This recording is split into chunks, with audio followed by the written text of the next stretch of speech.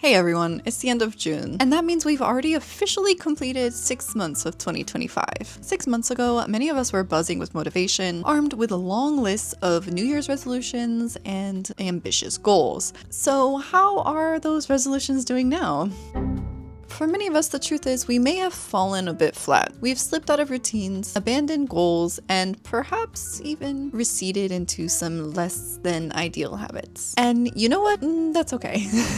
The good news is right now is the perfect opportunity to revisit those lists, make some adjustments, and find the motivation to finish off the second half of the year strong. Let's dive into the topic of motivation. Generally, motivation springs from two different sources, intrinsic and extrinsic. Extrinsic comes from external factors. For example, I show up for my work duties because I'm motivated by a paycheck. Intrinsic motivation, on the other hand, is an internal desire to do something out of genuine interest, curiosity, or deep-rooted passion. At the beginning of the year, everyone's making lists and setting goals. There's a certain performative interest to do well, to show that you're actively making improvements. The novelty of a new year and making changes is strong. But 6 months in, nobody's really watching. Resolutions are old news. That brings us to our crucial points. Understanding why we're doing something is incredibly important. So I want you to take the time and revisit your goals and just ask yourself,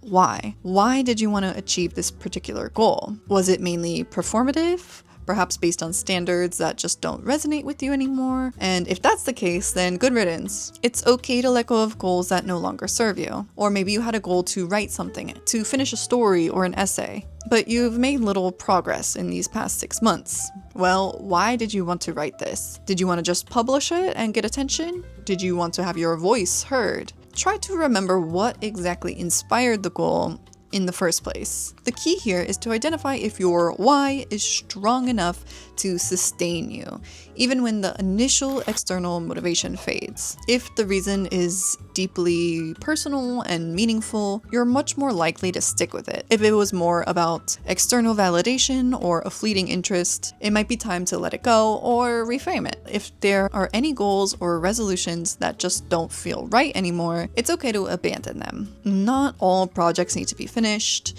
and not all goals need to be achieved, especially if you know deep down that even with the external motivation, you're not going to follow through. And maybe those goals just weren't meant for you, or just not for this year.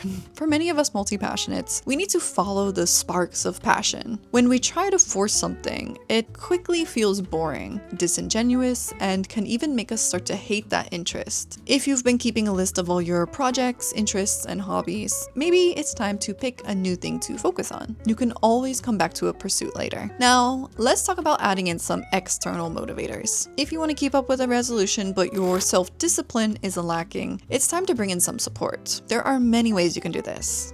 1. Create an if-then system. So dedicate some time to your goal by practicing this simple self-discipline technique. Instead of just having a general intention, if-then systems specify when and where you will take a particular action. So for example, to avoid distractions, you could say, if I sit down at my desk, then I will turn off my phone notifications for 1 hour. Or to manage cravings, if I feel a strong urge for a sugary snack, then I will drink a glass of water and wait 15 minutes. Or to maintain focus, if I start feeling tired while working, then I will take a short walk. If I want to have my coffee, then I need to get up a little earlier, sit down for 15 minutes, and just write. So these kind of systems are not just things that I want you to think about, actually write them down. Post them on your desk and commit to following through. And if anything, if you live with someone, tell them about these and just have someone there for accountability's sake. 2, you can implement a reward system. So this is kind of similar to the if-then systems, but it's taking it a little step further. There are many apps out there that you can use. They let you create these task lists and offer yourself rewards. I'm a fan of the classic sticker chart.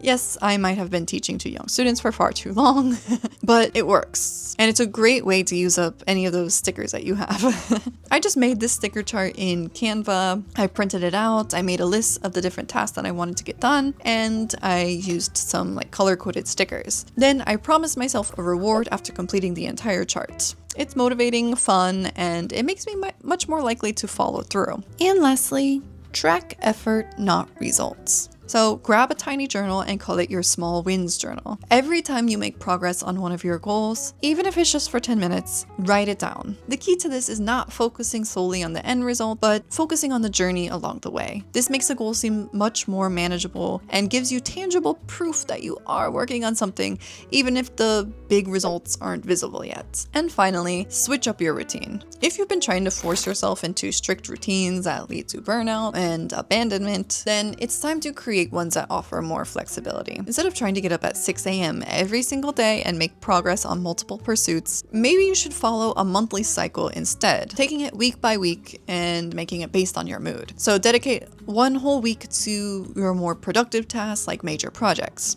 The next week, tackle the interests that you've been curious about. Get really into researching and deep diving during this time. The following week, spend it on hobbies, get creative, and try new things. In the final week, reflect, revisit your pursuits, make a plan for the next month, and maybe indulge in some of your vices that you've been putting off and trying to keep yourself from. Or you can also just create a set of routines to follow based on your mood. There are so many ways you can adjust your approach to offer flexibility and prevent burnout. All right, so how have your resolutions been going? How about your goals? Let me know in the comments below how you've been doing for the past 6 months. And if you have any tips or advice for keeping up motivation, let us know down below. Thank you so much as always for watching, and I'll see you in the next one. Bye.